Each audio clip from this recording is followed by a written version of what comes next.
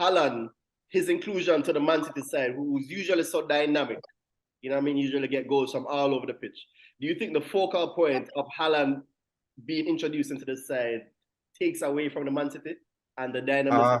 All right, I'll go first. I'll go first with this one. For the first part of the season, City was playing to Haaland's strengths, and it seems in the last couple of games they haven't been doing it as much. They're trying to have this passing game again, and it's not suiting him because he's being starved of the ball. They have the best cam or midfielder in the world, in my mind, in De Bruyne, who can pick you out from anywhere. And they have a guy who can run in with a little bit of space, even 1 inch, and he's gone. And they just literally stopped doing what made them great. A separate point, though, I believe this season, City has really... They have no pace in the front line anymore. No pace across the board. Zero. When Sterling, without Jesus, they're just slow. Grealish is not fast. Foden not really... He's not slow, he's not really fast, and neither is Mahrez. So just really slow. So it's really impacted the play a lot. We just have less pace going forward. And it's telling right now in how they're just not doing as well as they used to do. Honestly, I can't agree with Jeb's, even the question to begin with, because for me, we all started out this season on the Haaland bandwagon. Everyone. They've had a couple bad games. We can't just turn around now and say, maybe Haaland wasn't the right fit. Maybe it's not the right place. Like 20 goals already, right? 20 goals already. 20 goals in the league already, right? 20 goals. Like let's get it together and realize that they're having a downfall. And secondly, that downswing, I partly believe, is due to Pep's tinkering. Whether the tinkering has been forced due to injury or players not being fit from World Cup or whatever it is, but all that tinkering, moving players around and changing this and that, it's not working for them, as we can see. We can clearly see that it's not working for them. So for me, I feel like that plays the bigger role in really what is going on with City now.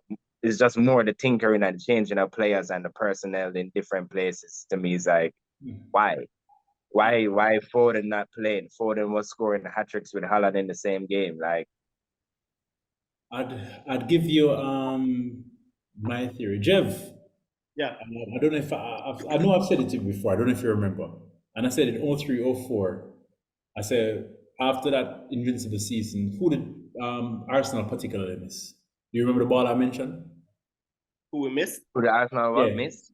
Who they missed? Like who when they lost him, it was a big loss, but it wasn't a star player. Do you remember what I always said with that? Was it Vera? No, not Vera. It was Ray Parlour.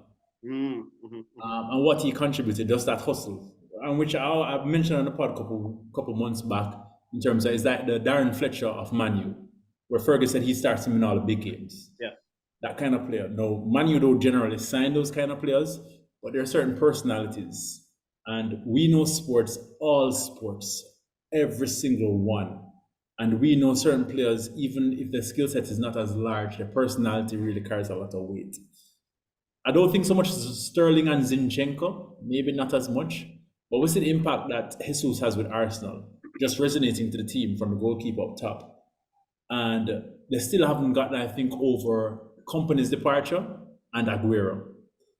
And they lost a big personality last year as well in Fernandinho. And there's sometimes just in a season when certain players, the maturity, the stability, it just comes into the side and it resonates confidence.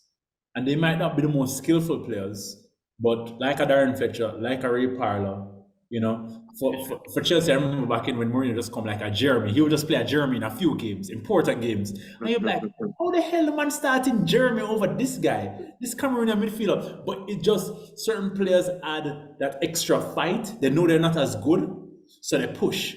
Like those kind of players, they resonate. And I think Man City missing some sort of that. Haaland is a star, 20 goals, I mean, come on. And they still have star-studded players. They still have a good squad, two starting 11s good, but yeah, sometimes you miss a certain personality. Certain clubs carry a big personality, and you can't just replace it like that. There's certain intangibles it's hard to gauge when you're scouting. So I think that's what they miss.